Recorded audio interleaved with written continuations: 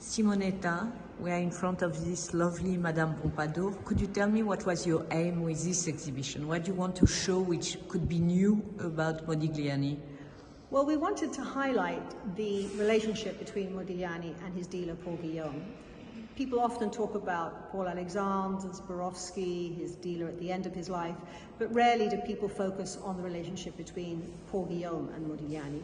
He was his dealer really for just 2 years. But what was the impact of Paul Guillaume on Modigliani?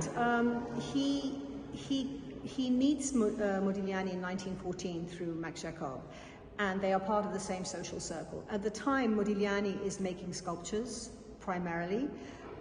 He's starting to suffer with his health. He can't find materials. It's possible that Paul Guillaume influenced him and tried to make him paint more because they'd be more saleable as paintings rather than sculptures.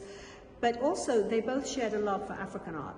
And Modigliani had, he had gone to see many of the museums, the Musée de Trocadero, for example. He had been introduced to African art early on in his career. By whom? Well, he probably through Paul Alexandre. Together they would visit the museums and see these things. But many of the artists were looking at this kind of work. And he already knew Picasso? He already knew Picasso, yes. So he was very interested in that, through Matisse and Gertrude Stein. They all were. So, and he knew all these people. So therefore, they had that shared interest for this work. Paul Guillaume is one of the first dealers to really show African art alongside modern contemporary art. And this love that they share for African art may have been something that brought them together, may have been something that convinced Paul Guillaume to take him on as an artist. You remember Paul Guillaume was also involved with De Chirico, with Derain, other artists. It wasn't just Modigliani.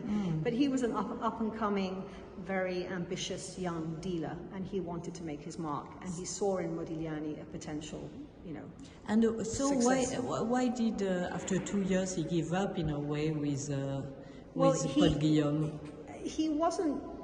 I think perhaps the fact that he had other artists he was also supporting or following in some way. He didn't dedicate so much time. He was, he was in his own way. I think he was a bit of a showman, Paul Guillaume, and he was a kind of alpha male who wanted to be the leader of the pack, and it was his show.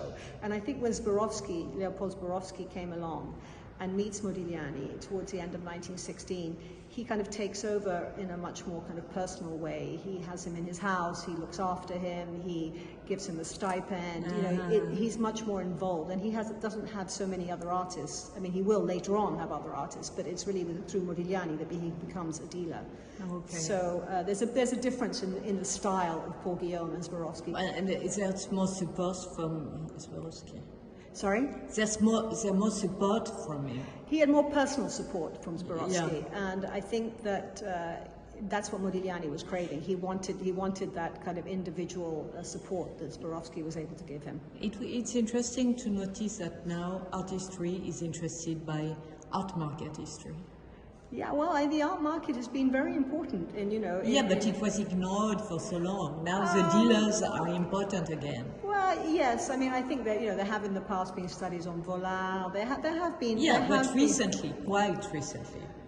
Relatively recently, in the last few decades, I would say that. And I think that the market was kind of slightly tainted. It was to do with money, and it was to do with making money. But you remember the great promoters of art, these kind of primary dealers, were really putting themselves on the line. They were choosing artists and they were promoting them. So they were investing in a way. I'm sorry. Please.